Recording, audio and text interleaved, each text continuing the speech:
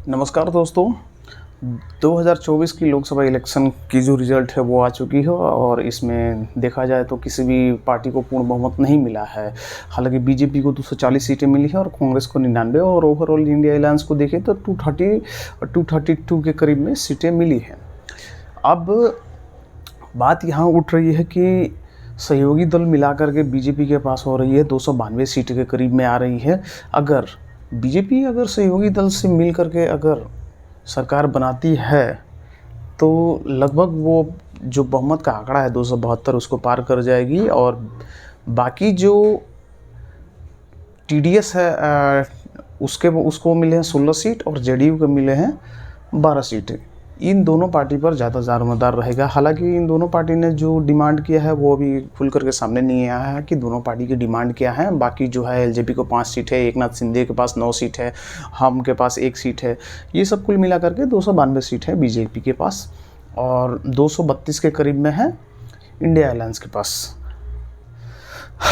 ये जो चुनाव था ये काफ़ी महत्वपूर्ण चुनाव था 2024 का, क्योंकि इस चुनाव में जो है बहुत सारी अटकलें लगाई जा रही थी कि बीजेपी के 400 सीटें आएंगी, लेकिन बीजेपी तो 300 पार भी नहीं कर पाई। इनफैक्ट जो देखा जाए वो बहुमत का 272 का आंकड़ा भी वो नहीं पार कर पाई है।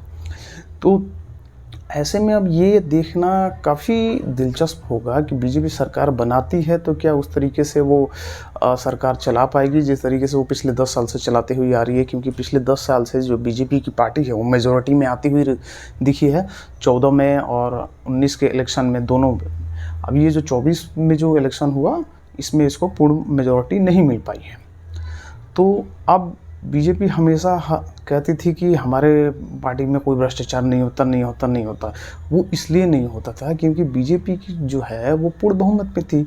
अब जो है बीजेपी जो पूर्ण बहुमत में नहीं है, अब ज़्यादा चांसेस है कि जो भी भ्रष्टाचार जो भी घोटाला होगा अब बीजेपी की तरफ से भी हो सकता है।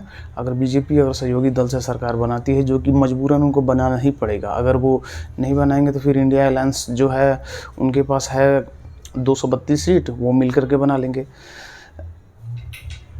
अब अगर बीजेपी में काफ़ी भ्रष्टाचार होंगे तो ज़रूर, लेकिन आने वाले समय में ये देखना काफ़ी दिलचस्प होगा कि क्या नीतीश कुमार फिर से पलटी मारेंगे कि नहीं मारेंगे, क्या वो 5 साल रहेंगे कि नहीं रहेंगे, कुछ नहीं कहा जा सकता है। क्योंकि देखा जाए तो बीजेपी के पास इसके अलावा कोई ऑप्शन दूसरा है नहीं और सही मायनों में ये एक लोकतंत्र की जीत भी है। क्योंकि अगर किसी एक पार्टी को लोकतंत्र में अगर ज़्यादा से ज़्यादा मतलब अत्यधिक बहुमत मिल जाए तो वो भी खतरनाक है और कोई पार्टी अगर पूर्ण बहुमत में ना हो तो वो भी थोड़ा सा खतरनाक है। तो ये आगे अभी देखते हैं नीतीश कुमार का क्या प्लान है। हालांकि नीतीश कुमार और टीडीएस ने जो अपना समर्थन पत्र है वो बीजेपी को उन्होंने सौंप दिया है और बीजेपी जो है सरकार बनाने के लिए जल्द से जल्द इस पर फैसला ले सकती है कि आज ही शाम को ऐसा सुनने में आ रहा है कि राष्ट्रपति भवन में नरेंद्र मोदी राष्ट्रपति भवन में जो है जाकर के अपना इस्तीफा देंगे और 7 या 8 तारीख को ऐसे मतलब 9 तारीख को सरकार बनाने की ऐसा दावा ठोका जा सकता है, मतलब शपथ ग्रहण हो सकता है। तो अब अगर देखना होगा कि जितना बीजेपी को घमंड था अपने मेजॉरिटी को लेकर के कि वो अन्य छोटे छोटे दलों को मसलती हुई जा रही थी, रगड़ती हुई जा रही थी, उनकी बातें नहीं सुन रही थी, अब बीजेपी की मजबूरी हो जाएगी कि वो उनके बातें को सुने। और अगर उन्होंने ऐसा करने से मना कर दिया तो हो सकता है कि समर्थन वापस ले ले। जो भी पार्टी जो समर्थन कर रही है वो समर्थन अपना वापस ले ले। तो आने वाले समय जो 5 साल का जो नरेंद्र मोदी का जो कार्यकाल होने वाला है, जो तीसरा टर्म जो कहा जा रहा है, ये एक देखा जाए तो मिला जुला सरकार है, गठबंधन की तो सरकार है, किसी के पास तो मेजॉरिटी ऑफ द सीटें नहीं है। तो मेरा यही मानना है कि अगर सरकार बनती है तो इसमें स्कैम तो होंगे ही होंगे और ऐसा नहीं है कि अगर सरकार सहयोगी दल से मिलकर बन रहा है, तो वो दल जो है अपनी डिमांड नहीं रखेंगे। डिमांड उन्होंने अपनी पूरी रखी है। सुनने में आया है कि 3-3 कैबिनेट मिनिस्ट्री की उन्होंने बात कर रखी है, और भी बहुत सारे कुछ हैं, और बिहार के लिए भी कुछ स्पेशल चीज़ें हैं। हालाँकि ये सही है, बिहार के लिए नीतीश कुमार को मांग भी करना चाहिए, क्योंकि बिहार ने पिछली बार उनको 39 सांसद दिए थे, इस बार उनको 30 सांसद मिले हैं। तो उन्होंने बिहार के लिए एक बैठक भी नहीं किया था, बिहार के विकास के लिए पता नहीं क्या हुआ क्या नहीं हुआ। लेकिन सबसे ज़्यादा जो शॉकिंग न्यूज़ देखने को मिला है वो उत्तर प्रदेश से देखने को मिला है। उत्तर प्रदेश में बीजेपी 34 सीटें जीती है, और जो सपा है उन्होंने 37 सीटें जीती है। ओवरऑल मिला के 44 सीटें जीती है, मतलब कांग्रेस ने जीती है।